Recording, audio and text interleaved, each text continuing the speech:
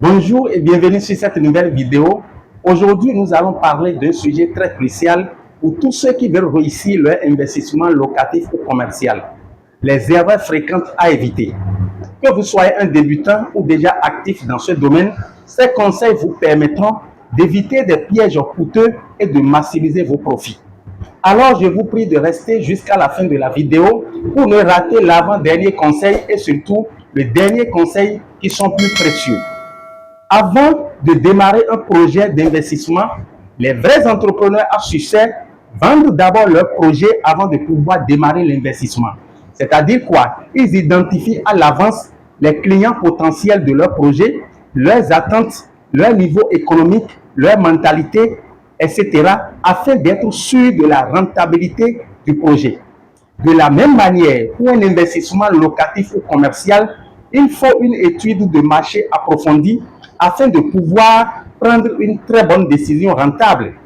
Première erreur courante, mal choisir l'emplacement. Il est fortement recommandé de faire une étude de marché approfondie afin d'identifier le milieu où le besoin en location est fortement demandé. Par exemple, au Bénin, nous avons les zones stratégiques telles que Cotonou, Abomey-Calavi, Porto Novo, à côté des grandes universités, des universités publiques, à côté des administrations publiques, à côté des écoles publiques, des marchés publics. Ce sont des zones stratégiques, des emplacements stratégiques pour un investissement locatif ou commercial. Deuxième erreur courante, ne pas connaître les attentes des locataires. Il est fondamental d'identifier les attentes de vos locataires avant de pouvoir investir dans la location ou dans le commercial. On suppose que vous voulez construire un immeuble à côté d'une université. Vous devez chercher à savoir quels sont les besoins de ces étudiants en logement. Est-ce que c'est les entrées couchées qui louent? Est-ce que c'est des chambres salons? Quel genre d'appartement vos clients potentiels adorent? Et ensuite, quels sont les moyens économiques qui leur permettent de pouvoir louer ces genres d'appartements? Vous devez étudier leurs besoins réels avant de pouvoir mettre en place ce projet.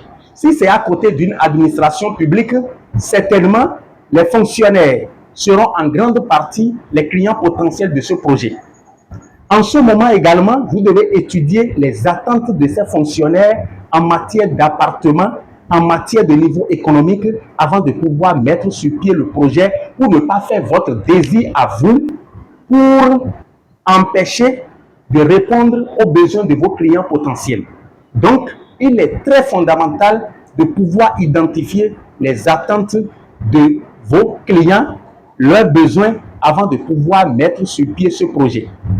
Troisième erreur fréquente, c'est de construire sur un domaine non titré ou payer une parcelle non titrée. Il est fondamental pour un projet d'investissement de ne acheter que une parcelle titrée. N'achetez jamais une parcelle non titrée pour implanter un projet d'investissement. Il est fortement recommandé de se rendre chez notaire afin de pouvoir vérifier l'authenticité du titre foncier de la parcelle avant de pouvoir payer, pour éviter les risques de litige et de gaspillage de l'argent au futur. Quatrième erreur courante, c'est de confier le projet à un entrepreneur non agréé et non expérimenté. Vous ne pouvez jamais confier un projet du genre à un entrepreneur simplement diplômé sans avoir des expériences avérées. Vous devez chercher un entrepreneur recommandé qui a déjà fait ces expériences, dont vous pouvez bénéficier des exemples de ses clients satisfaits pour être sûr que cet entrepreneur a déjà réalisé des projets pareils et que quand vous allez lui confier votre projet, il ne va pas gaspiller votre argent. Donc, il est fondamental de confier le projet à un entrepreneur agréé et expérimenté et surtout chercher à pouvoir avoir des retours de ses clients qui ont été satisfaits avant de lui confier le travail. Quatrième erreur courante, c'est de ne pas faire un plan qui répond à votre budget. Ah oui, c'est fondamental. Si le plan que vous avez mis sur pied dépasse votre budget initial, vous risquez d'arrêter le projet au cours du chemin par faute de manque de moyens et vous risquez d'abandonner le projet, ce qui n'est pas une bonne chose. Donc, vous devez mettre sur pied un projet qui répond à votre budget initial pour ne pas démarrer le projet et abandonner. Cinquième erreur fréquente ou courante, c'est de ne pas faire intervenir les professionnels tels que un architecte, un ingénieur en génie civil, un technicien en bâtiment. Ces trois professionnels joueront un rôle fondamental dans le processus de la construction de votre projet. Un architecte est en mesure de vous élaborer un plan qui répond à la réalité de l'emplacement de la parcelle. Un technicien en bâtiment est là pour vérifier la solidité du bâtiment et tout ce qui y ajoute. L'ingénieur en génie civil est également là pour jouer son rôle technique pour la sécurité du projet du début jusqu'à la fin. Donc, ne commettez pas l'erreur de confier votre projet à quelqu'un ou ne commettez pas l'erreur de démarrer un projet du genre sans faire intervenir ces trois techniciens afin de pouvoir vous faire un suivi et un travail impeccable. Sixième erreur courante, c'est de ne pas avoir son permis de construire avant d'entamer un projet de construction. Il est fortement recommandé d'avoir son permis de construire, surtout les zones stratégiques dont je viens de citer, avant de démarrer votre construction pour ne pas rentrer en litige avec l'administration. Septième erreur fréquente, c'est de payer des matériaux bon marché.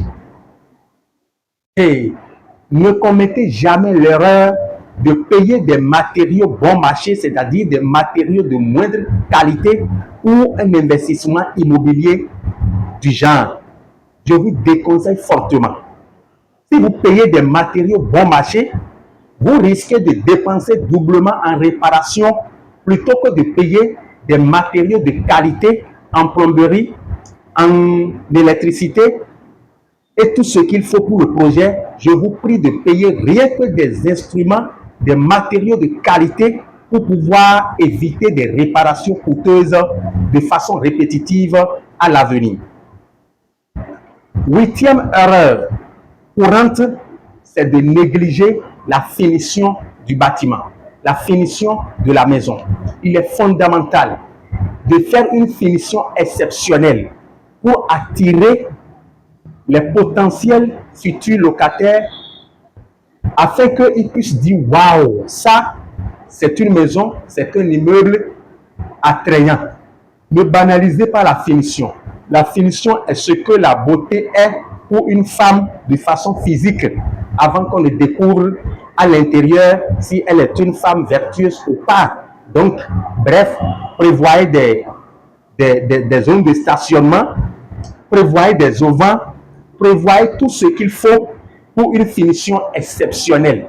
Neuvième erreur fréquente, c'est de négliger le suivi du chantier. Neuvième erreur fréquente, c'est de négliger le suivi du chantier. Il est fondamental de faire le suivi du chantier par un chef chantier. Un chef chantier n'est pas un gardien. Un chef chantier, c'est un professionnel qui est capable de lire le plan en question afin de faire un suivi rigoureux. Il doit savoir lire et comprendre le plan. Et si là où il faut mettre 4 fers, 5 fers dans le poteau, le maçon est en train de mettre 3 fers, il pourra dire non, ici c'est 4 fers qu'il faut mettre. Là où il faut mettre une dosage de ciment de 5 paquets, si le maçon est en train de mettre 3, il pourra dire non, ici c'est 5. Sinon, si vous mettez un gardien sur le chantier qui ne connaît rien dans ce qui se passe, il sera là seulement comme un brebis et les gens vont faire tout ce qu'ils veulent et vous risquez de constater après qu'il y a eu des défaillances en matière de construction du projet. Donc, il faut un chef chantier professionnel pour un suivi régulier du chantier pour que demain, qu'il n'y ait pas de problème de regret. Dixième erreur fréquente, c'est de fixer un loyer élevé à la normale. Dans tout domaine, il faut du marketing, il faut des stratégies commerciales.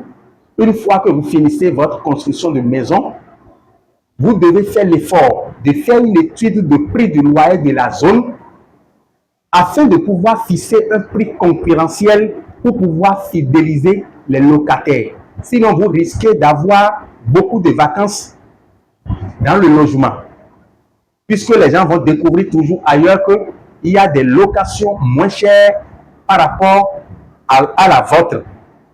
Les gens vont découvrir ailleurs qu'il y a des locations moins chères, confortables par rapport à la vôtre. Donc, faites l'effort de fixer un prix raisonnable et concurrentiel pour pouvoir fidéliser et trouver des clients potentiels de façon rapide. 11e erreur fréquente, c'est de ne pas confier la gestion à un agent immobilier. Beaucoup d'investisseurs croient tout faire seul.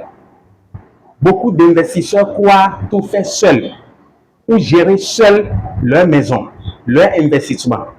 Mais laissez-moi vous dire une vérité absolue. Retenez que la gestion locative demande beaucoup de temps, des compétences et une bonne connaissance des lois avant de pouvoir gérer une maison.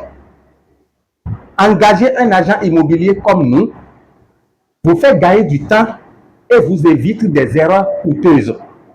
Donc, n'hésitez pas à nous contacter sur les numéros qui s'affichent sur le bas de la vidéo afin de pouvoir bénéficier des conseils avisés pour tout projet d'investissement.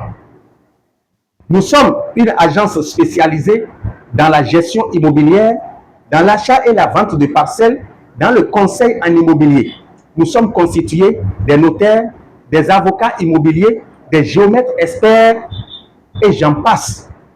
Pour tout professionnel dont vous avez besoin pour un projet d'investissement immobilier, nous vous garantissons les professionnels à chaque niveau de votre projet pour une réussite assurée et non regrettable.